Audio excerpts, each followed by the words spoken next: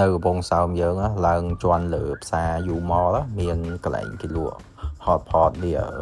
Panda hot pot និយាយទៅវីដេអូថ្ងៃនេះមិនមែនវីដេអូបែបកន្លែងប្រចាំតកូលខ្លួនឯងណានេះលក្ខណៈកន្លែងជួជើងតាមអ្នក review ព្រោះឃើញគេ review ទៅមាន hot pot មានអីទៅចេះចង់មកសាកចង់មកភ្លក់អញ្ចឹងណាអា hot pot គេដាក់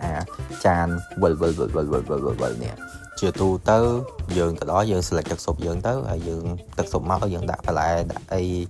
ចាប់គ្រឿងដែលយើងចង់ដាក់លាយដូច hot pot ទូទៅយ៉ាងនំអីតាទឹកជ្រលក់នេះខ្ញុំមិនដឹងថាត្រូវលាយមិនទេប៉ុន្តែនៅលើអាទូគេហ្នឹងគេមានប្រាប់ពីរបៀបលាយដែរហើយ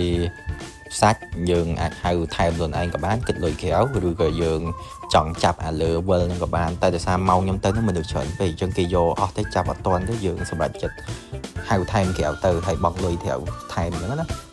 តែគ្រាន់តែលើនេះក៏វាមានសាច់ដែរអានេះពេលរៀងស្បើយមនុស្សតិចចឹងបានចាប់ដើមសាច់អីប្រហិតអីចូលមកច្រើនមុនហ្នឹងសល់តែបន្លែព្រោះដោយសារតែមនុស្សច្រើនពេកដល់ពេលអញ្ចឹងឥឡូវចាប់ដើមមានសាច់មកវិញមានសាច់មាន់មានសាច់នេះស្អីខ្លះនេះហើយអាកូន burger នេះនិយាយទៅអូឆ្អែតខ្លាំងពេកអត់បានញ៉ាំមកលេងគេមានទូភេសជ្ជៈគេខាងនោះតែមិនបានថតឲ្យទេ